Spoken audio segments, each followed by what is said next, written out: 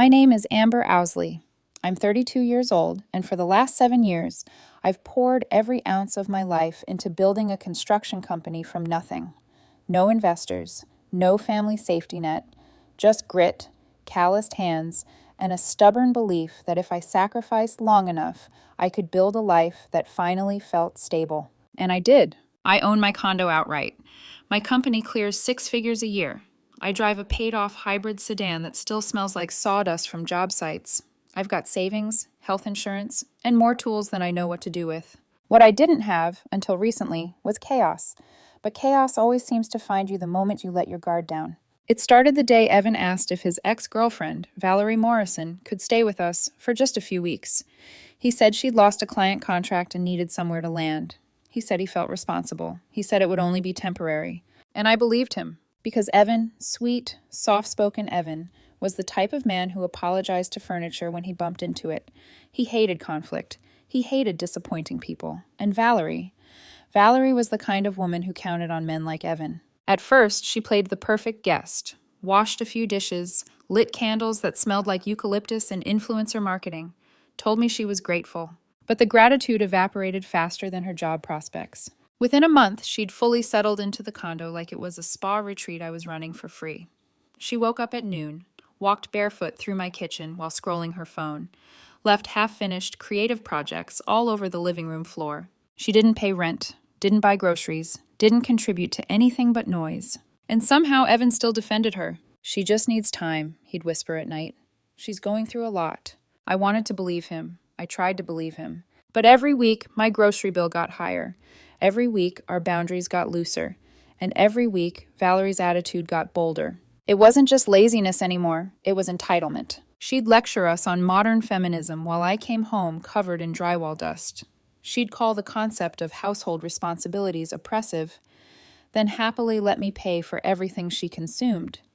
She'd talk for hours about how she deserved a soft life, how she was meant for creative greatness, how she was above routine work. But she wasn't above living off me. The first real crack formed one Thursday night in late September. I had just spent 12 hours on a job site, hauling materials, reviewing electrical layouts, and doing the labor myself because one of my guys had called in sick. My back was tight, my legs were throbbing, and I smelled like dust and exhaustion.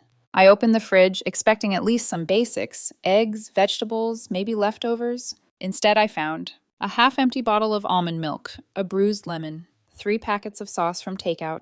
That was it. The pantry wasn't any better. Stale chips, a forgotten can of beans, no bread, no pasta, no groceries at all. Valerie was sprawled on the couch, laptop open to an online boutique filled with clothes she couldn't afford. She was surrounded by empty snack wrappers like a raccoon had nested there. I kept my voice steady. "Valerie, there's no food in the house." She didn't even look up. "Yeah, I know. I meant to go shopping, but I was in a deep creative flow today. You get it, right?" No, I didn't get it. "I transferred $300 to your account on Monday," I said. "That was grocery money. It's Thursday." She finally looked at me, and the look she gave wasn't guilt. It was annoyance, condescension, pity. "Amber," she sighed, "I'm not your maid or your 1950s housewife. I have my own goals." I let out a slow breath. "Nobody said you were a maid, but we had an agreement when you moved in. I cover the financial load, you handle the house while you get back on your feet. That was the deal." She closed her laptop with a decisive snap. "Partnership," she said, standing up. "Do you know what that word actually means? Because it doesn't mean you get to dictate my time." "You had time to online shop," I said quietly. Her expression sharpened, mean, almost triumphant. And then she said the sentence that changed everything. "Oh, please, taking care of the groceries is beneath me. Be a real adult, Amber. Providing is your job, not mine." The room went silent. My heartbeat didn't speed up. My breath didn't hitch. Instead, a strange, icy calm washed over me, clean and sharp as glass. I looked at Valerie, this woman who lived in my condo, ate my food, used my utilities, sat on my furniture, and realized something bone deep.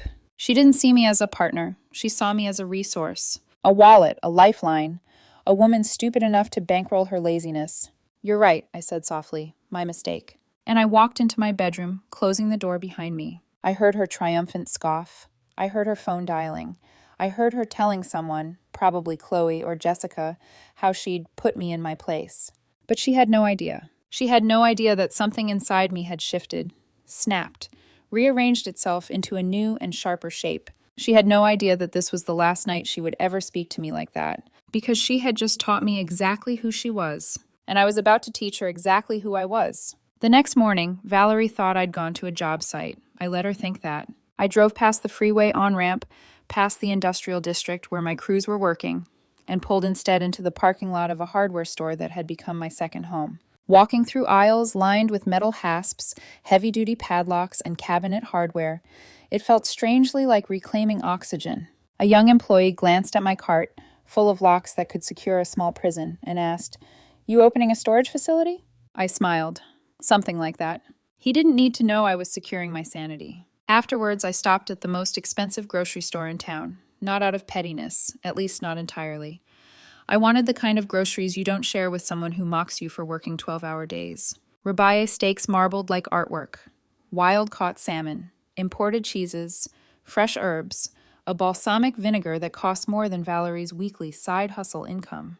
2 carts full, overflowing, $900 in groceries, and not a single thing for her. When I got back home, Valerie was still asleep, or pretending to be. Her door stayed shut as I hauled the food in, as I lined up my power drill, as metal met wood with sharp, satisfying clicks.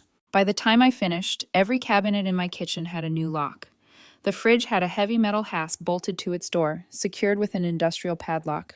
Only one person had the keys. Me. I didn't rush. I organized everything in a way that made the kitchen look like a magazine spread, if the magazine catered to revenge fantasies. Steaks in the bottom drawer, fresh vegetables gleaming with cold condensation, spices arranged alphabetically. When I was done, I sat at my dining table and drafted a document, a full breakdown of what it cost to live here. Mortgage, utilities, internet, my auto insurance, streaming services, household supplies, groceries, even the gym membership Valerie insisted she couldn't be her best self without. Total monthly cost, $345. Her contribution? Zeros. When the page was done, I printed it twice. One for me, one for her. And then I left. My crew knew something was different the moment I stepped on the site. Jake, my foreman, raised an eyebrow, the way only a former Marine can. "You okay, boss? You look peaceful." "I made a decision," I said, and damn, it felt good. By the time I returned home that evening, the storm had already brewed. Valerie stood in the center of the kitchen, flanked by her 2 emotional support hyenas, Chloe and Jessica. All 3 of them stared at the locked cabinets like they'd discovered a crime scene. Scratch marks covered one lock. Someone had tried to pry it open with a butter knife. I set my work bag down calmly. "What did you do?" Valerie shrieked. "What is this?"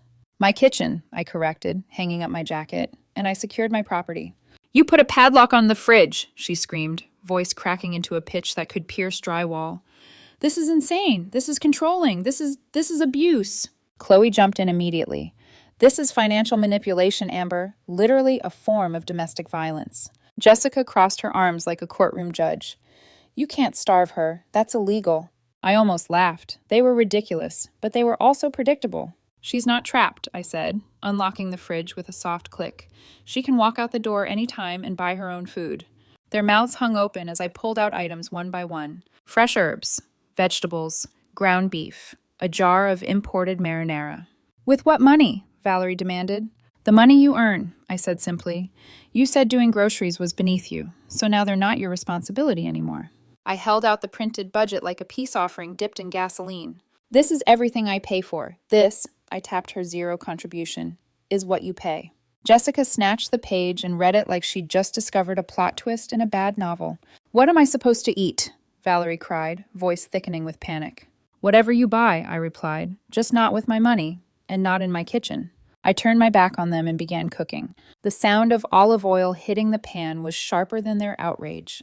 Garlic sizzling, vegetables softening, fresh pasta boiling. It was a symphony. Valerie and her friends fell into a frantic whisper huddle. Every few seconds, I heard pieces of their panic. "She can't do this, right? This is psychological warfare. Let's order food on your card. No, yours. Post this. Seriously, post everything." I plated my pasta, the aroma rich and warm, and sat at the dining table while they watched me with hatred and hunger. Valerie looked at me as if expecting me to break. to apologize, to offer her a plate. She didn't understand something fundamental. I wasn't starving her, I was starving her entitlement. They launched their counterattack an hour later. Valerie posted a long, dramatic rant on Facebook.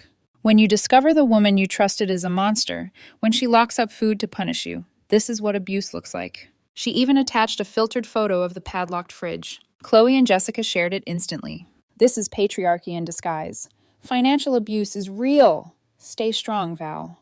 Her online followers erupted in predictable outrage.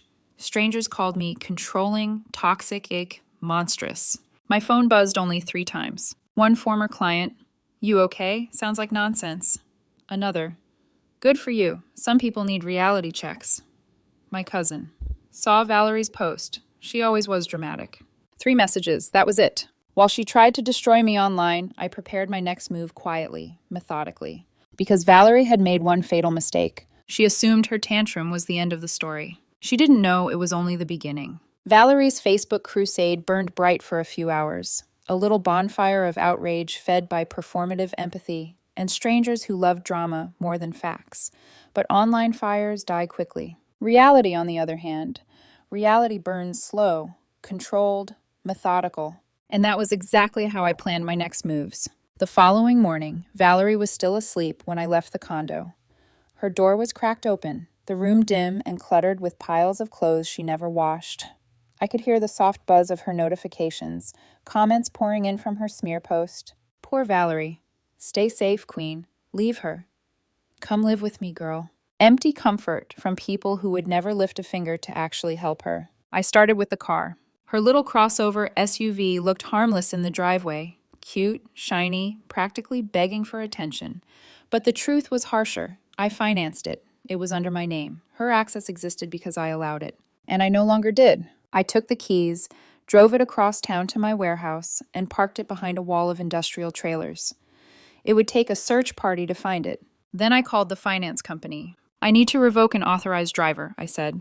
"Of course," the representative replied. "Has there been a separation?" "Yes," I said without hesitation. A clean word. One that severed the last thread of obligation she thought she had to me. The paperwork was done in less than 5 minutes. Next, the credit card. Removing an authorized user should have felt tedious. Instead, it felt like cutting a puppet string. Then came the streaming accounts. Netflix, Hulu, my cloud storage. The music subscription she used to play the same 5 lo-fi tracks on loop while pretending to work. Change password. Change password. Changed password. Every click was a door closing behind her. Even her precious gym membership, the one she said was essential to her mental wellness, gone with one phone call. The membership rep tried to upsell me on freezing the account instead. "No," I said calmly. "Terminating it." By the time I got back home, the condo felt like a different world. Quiet, still, balanced. Valerie didn't wake up until nearly noon. I heard her footsteps, rapid, light, panicked, darting around the hallway. A drawer slammed. Then her voice pierced the silence. "Where is my car?" I didn't move from the kitchen island, sipping my coffee. She came storming in, mascara smudged, hair wild, waving her phone like a weapon. "Amber, what did you do? The app isn't showing my car. My card is declined. The gym says my membership is canceled. What the actual hell?" I slid a folded paper across the counter. She unfolded it with trembling fingers. "As our living arrangement has ended, I have secured the vehicle financed in my name. You will need alternative transportation. Amber." Her face went red, then blotchy, then contorted into pure disbelief. You're insane," she screamed. "You don't get to just take things away because you're mad." "It's not yours," I said. "You were borrowing it." "I need it." "That's not the same thing." She threw her phone across the room. It hit the armchair and fell to the floor with a dull thud. That was her real problem. Through all the dramatics, all the outbursts, she didn't know the difference between needing something and being owed something. Within minutes, she dialed Chloe, then Jessica, then someone named Brielle, who I'd only heard about through gossip. Her friends arrived like a rescue squad. If rescue squads carried iced lattes, wore oversized sunglasses indoors, and contributed nothing to society. The moment they walked in, they launched into performance mode. Chloe crossed her arms. "We demand an explanation." Jessica puffed up like a hostile pigeon. "This is emotional abuse." Valerie pointed at me as if I were an escaped zoo animal. "She stole my car. She's trying to ruin my life." I held up a document, my shield of logic in the hurricane of their theatrics. Legally, I said, this is my vehicle. I was the primary signer. I revoked your access. That's all. Chloe scoffed. You're financially isolating her. That's illegal. No, I said calmly. I'm ending a free ride. Jessica threw her arms up. Where's she supposed to go? You're making her homeless. She's an adult, I replied. She'll figure it out. The room cracked with tension. Valerie's voice shrank from rage to desperation. Amber, please, I can't go anywhere. You're punishing me. Punishing. The word hung there, accusatory, dramatic, self-pitying. I leaned on the counter, meeting her eyes evenly. No, Valerie, I'm just no longer volunteering as your full-time provider.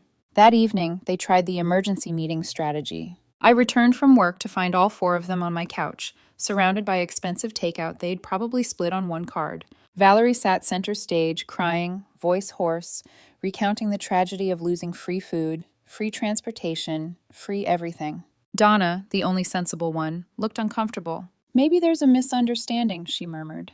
The other three snapped at her like guard dogs. Don't take her side. You don't get it. She's emotionally manipulative. I held my tongue. I didn't need to defend myself. They were doing a terrible job making Valerie look sympathetic. I walked to the kitchen, unlocked the fridge with a slow click, pulled out a thick ribeye steak and set it on the counter. Then asparagus, garlic, butter. The sizzling pan was louder than their accusations. Chloe's voice cracked. You're cooking? After everything you just did?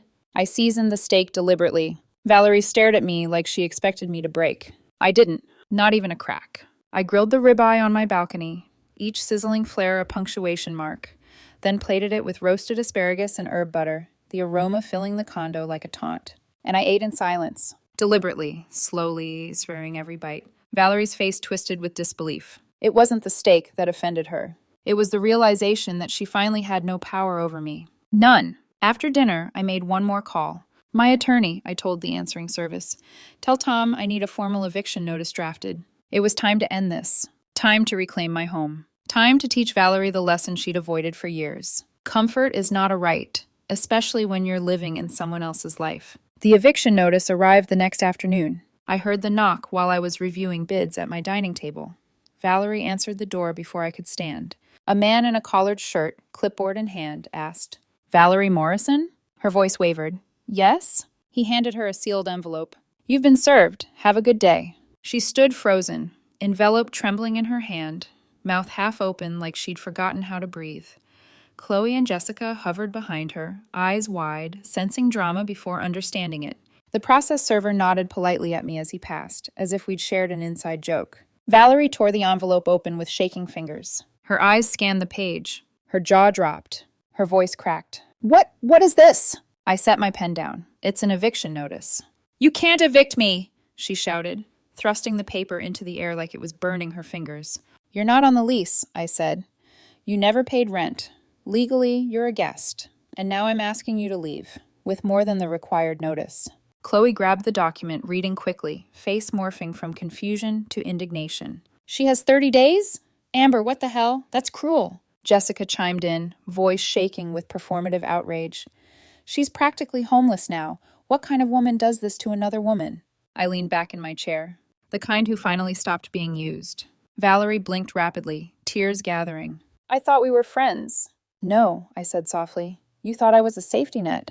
From that moment on, Valerie entered survival mode. But like a person who'd never learned to swim, she flailed through every attempt. Day 3. Her smear post slowed. Her comment section moved on to the next trending drama.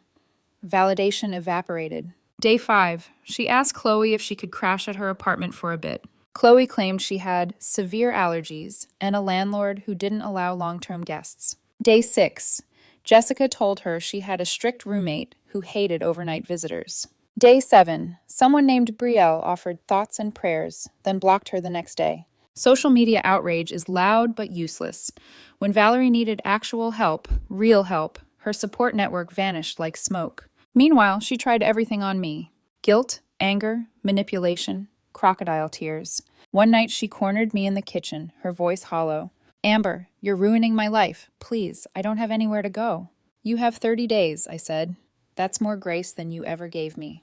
But I can't afford an apartment. That's not my responsibility. She stared at me like I'd slapped her. Responsibility was her kryptonite. Week 2 began the meltdown. Valerie left long voicemails, 10 minutes, 12 minutes, sob-filled monologues about betrayal, about how I was heartless, about how she'd always admired me. She tried throwing Evan into the mess too. Does Evan know you're doing this to me? You're tearing him apart. Evan wasn't torn. He had gone quiet, deeply, painfully quiet. And then, one night, he sat beside me on the couch, hands clasped, voice raw.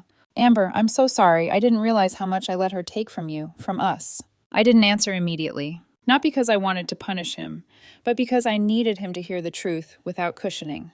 I don't need you to be sorry, I said finally. I need you to stop handing other people my resources and calling it compassion. He nodded, eyes wet. It was the first time he truly understood the weight I'd been carrying alone. Week 3 brought the most dramatic moment of all. Valerie showed up at one of my job sites. I was reviewing flooring installation when I heard shouting by the gate. Her voice sliced through the commotion. Amber Owsley, how could you do this to me? She marched toward me like a storm, hair frizzy, mascara smeared, wearing mismatched shoes, rage personified. Before I could answer, Jake stepped between us. Ma'am, he said in a tone that could freeze lava, you're trespassing on a private construction site. You need to leave. She tried to shove past him. Jake, 6'4", former Marine Jake, didn't budge an inch. Leave, he repeated. Another worker, Brian, chimed in. We saw your little Facebook post. We also heard her side. You should go.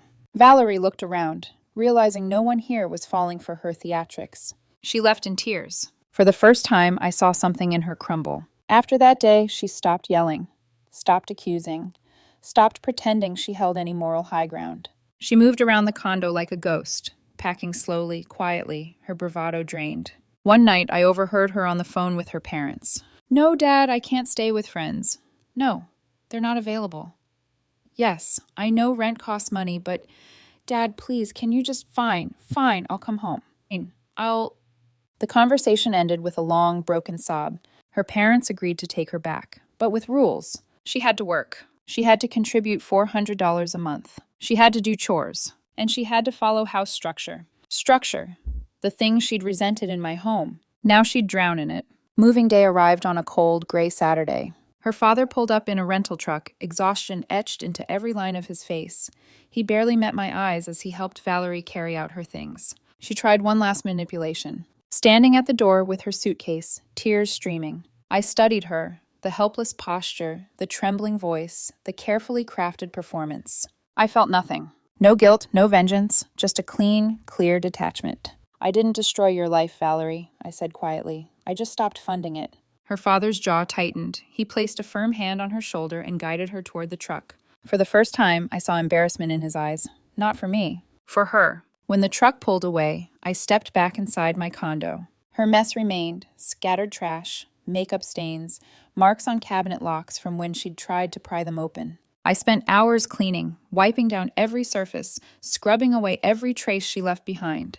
With each room I finished, my home felt lighter, my chest felt lighter. By evening, the air finally felt mine again. Evan walked in, paused in the doorway, and whispered, "It feels peaceful." It did. It felt like home. 14 months.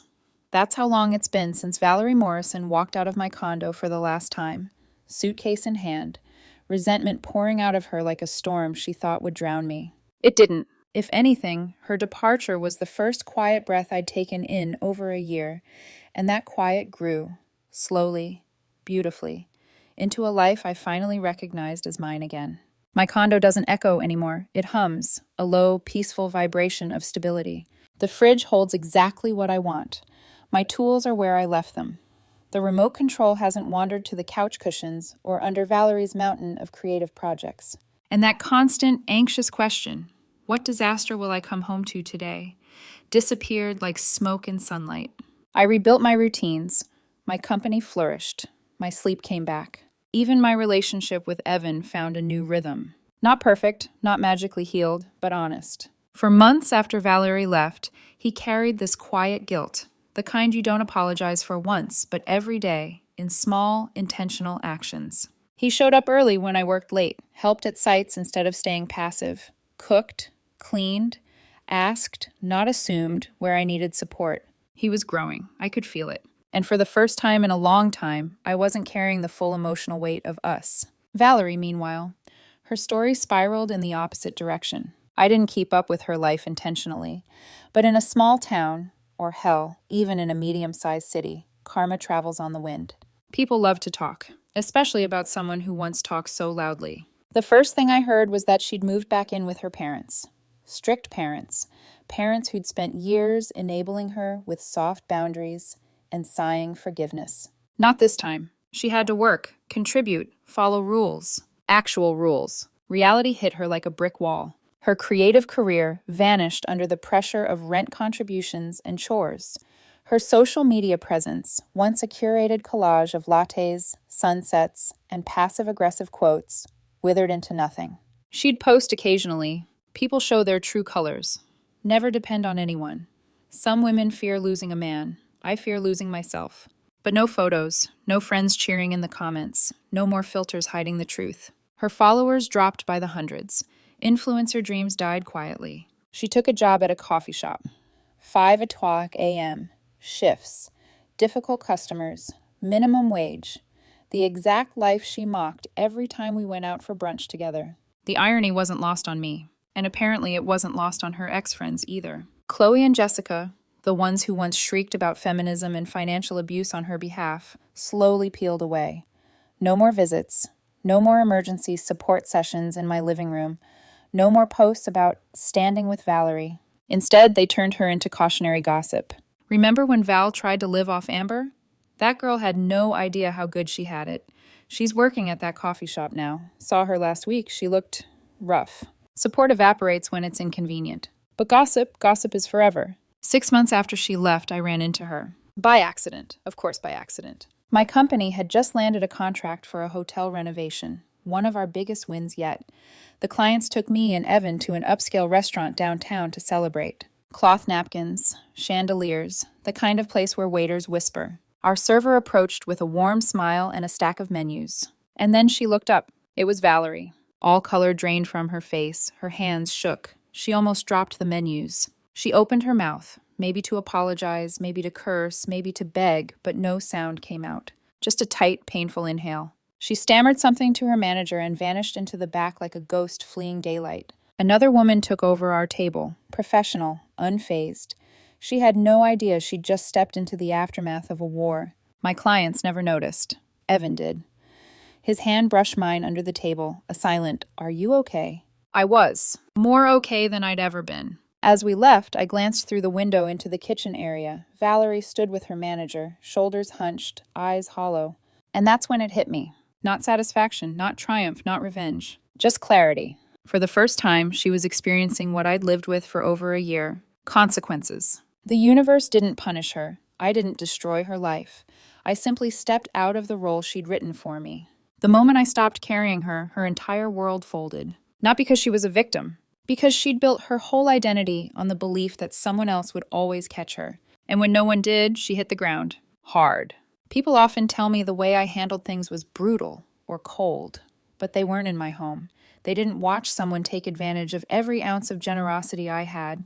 They didn't see the subtle manipulations, the emotional gymnastics, the way she weaponized weakness and ideology to avoid responsibility. They didn't see the nights I worked until my body ached, only to come home to a woman who contributed nothing but complaints. This wasn't vengeance. It was self-preservation, and in many ways, mercy. Because sometimes the kindest thing you can do for someone who refuses to grow is stop cushioning their fall. If I learned anything, it's this. Boundaries aren't walls. They're doors, and you decide who gets to walk through them. Valerie walked out, and I've kept that door locked ever since. Not out of anger, out of peace. A year later, I am exactly who I was before she entered my life, except calmer, wiser, and infinitely more protective of what I've built. My home is mine again. My time is mine again. My silence is mine again. And silence, I've learned, is the most luxurious sound in the world.